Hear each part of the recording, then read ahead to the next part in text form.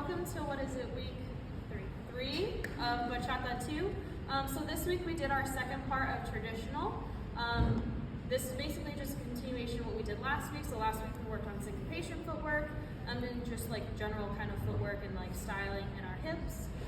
This week we just combined each of those syncopation steps. We did combinations of 1 and 3, which is a common favorite, 2 and 4. We also did 1 and 4, and then 2 and 3, and we'll go over those very briefly. So for the combination step on 1 and 3, the beat is 1 and 2, 3 and 4, 5 and 6, 7 and 8, and it looks like this. So we're going to start on our right. And 1 and 2, 3 and 4, 5 and 6, 7 and 8. So we're just making sure that in our 3s we're crossing over, and we're just going, after the 3, we're going straight into the 1 and 2. Okay. So that's 1 and 3. For 2 and 4, the count is 1, 2 and 3, 4 and 5, 6 and 7, 8 and 1. And it looks like this. Ready, and 1, 2 and 3, 4 and 5, 6 and 7, 8 and 1. We're just making sure that we're continuously moving our feet. And just one more time for that. So 4, 1, 2 and 3, 4 and 5, 6 and 7, 8 and 1. Okay, that's 2 and 4. And then 1 and 4 was just the combination of the 1 and the 4. So it'll be 1 and 2, 3, 4 and 5 and 6, 7, 8 and 1. And the important thing with this is that we're going straight from 1 into the next. So it looks like this. 1 and 2, 3, 4 and 5 and 6, 7, 8 and 1. And then that's 1 and 4. And then the challenge one that we had was 2 and 3. The important thing with this is that we continuously are moving our feet, and we're keeping the 2 and the 3 completely separate, but we're just adding them right next to each other. Okay? So 2 and 3, 5, 6, 7, 8, 1, 2 and 3 and 4, 5, 6 and 7 and 8, 1. Okay? So those were our different combination steps. We'll be going over this like every week. So hopefully we'll all get it by the end of the semester.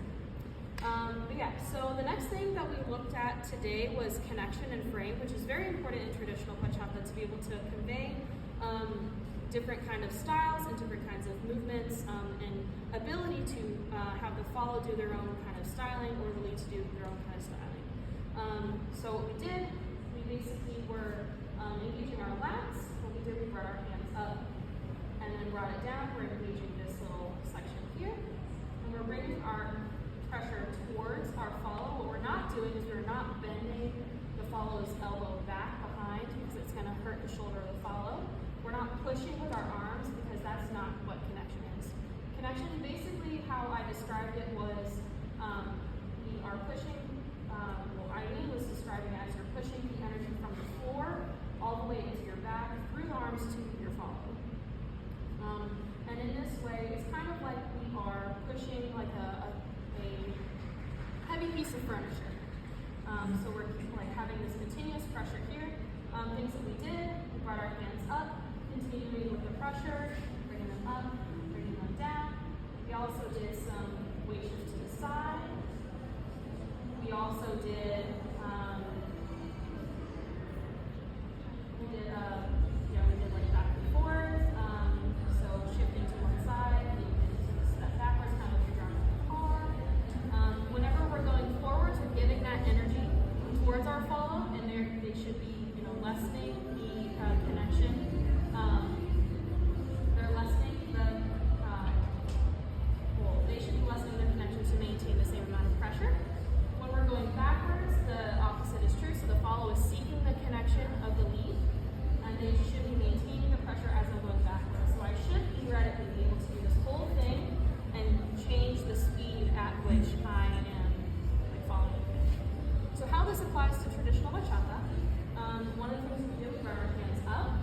Whenever we're in this upwards position, it's really important to keep the pressure here. One thing I forgot to mention is that we're not bringing our hands out like this. We have a lot more of a stable position if our hands are in this kind of orientation. And giving this space here can allow the follow to do their own little footwork and style. What's important for traditional is basically just having your own little bit of improvisation, your little moments, being able to generally just have fun and enjoy the dance. One of the best ways to do that, bringing the hands up like this, and we're maintaining the connection here. And one thing that we did in this position, we can do our nice little hip movements, our nice little traditional basic in place. We also briefly talked about if the follow was to do a turn here, they can take as much time, do all the styling and the footwork that we talked about from the syncopation steps. So I just bring the hand across, and I lean into here, just doing lots of nice little footwork. And I could even do it to myself as a lead. You can just do anything around here, and then come back into this position here. This connection is also very important for whenever we bring your hands down like this. So as a, whenever we're leading a traditional bachata, we want to have our hands down like this, and the follow's hand should be kind of like in this position here. We're not grabbing with our thumbs. We need to provide enough base and enough frame to be able to move and do exactly what we were doing like throughout the whole class. Doing nice little weight shifts, moving forward and backwards, generally just stuff like that. And one other thing we did,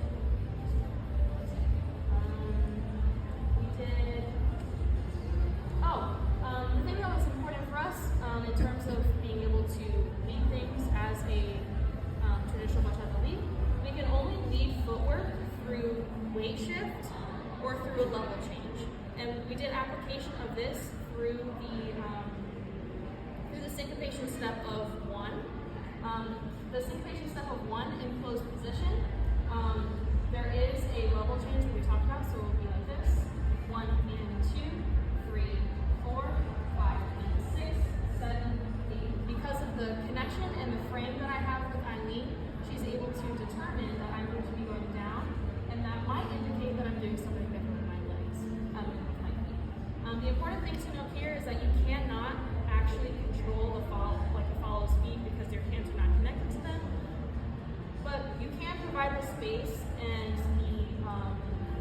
the opportunity for the follow to be able to express themselves in any way. And that's basically what traditional bachata is all about. But yeah, so that's everything that we did for this week. Get excited for next week. We're doing Central Bachata, and Cesar should be back. So I'll be doing that next week.